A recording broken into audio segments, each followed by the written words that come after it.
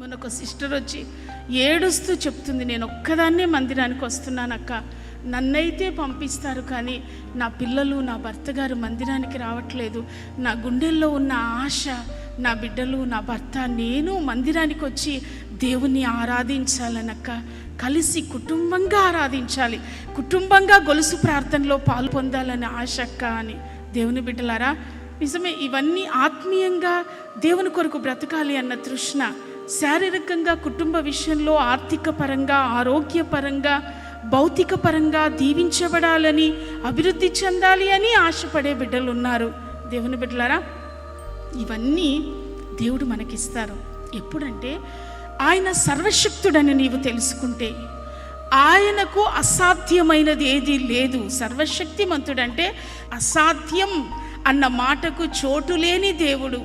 కొన్ని ఆశీర్వాదాల కొరకు, కొంత అభివృద్ధి కొరకు అప్పుడప్పుడు మనుషుల వైపు తిరుగుతామేమో, వస్తువుల వైపు తిరుగుతామేమో, అధికారుల వైపు తిరుగుతామేమో. మనుషులం కదా, ఖచ్చితంగా తిరుగుతాం.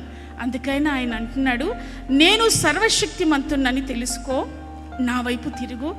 నాకు అసాధ్యమైంది ఈ లోకంలో ఏదీ లేదు. నరులకు అసాధ్యమేమో, డాక్టర్లకు అసాధ్యమేమో, ఇంట్లో ఉద్యోగం చేసే యజమానికి అసాధ్యమేమో, కానీ దేవునికి అసాధ్యమైంది ఏదీ లేదు.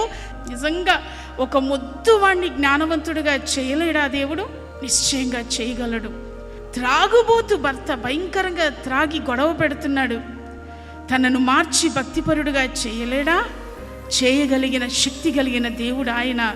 భార్య భక్తిహీనురాలిగా బ్రతుకుతోంది, భర్త భక్తిపరుడు, కానీ భార్యకు ఆ భక్తి మనసు కించిత్తు కూడా లేకుండా టీవీలో సీరియల్స్ చూస్తూ భర్త కళ్ళ ముందే, భక్తి కలిగిన భర్త కళ్ళ ముందే భార్య సినిమాలు సీరియల్స్ చూస్తూ బ్రతుకుతున్న కుటుంబాలు ఉన్నాయి.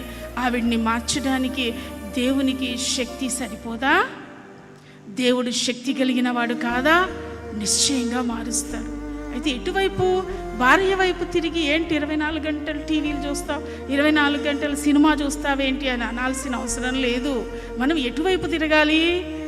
దేవుని వైపు, సర్వశక్తుని వైపు తిరగాలి. నా భార్యను మార్చగలిగిన సర్వశక్తుడు నా దేవుడు అని, అయ్యా నీ వైపే తిరుగుతున్నాను, నీ వైపే నేను చూస్తున్నాను. దేవుని బిడ్డలారా, సర్వశక్తుడని ఎరిగి ఆయన వైపు నీవు తిరిగిన ఎడల మనుషుల వైపు తిరగకండి.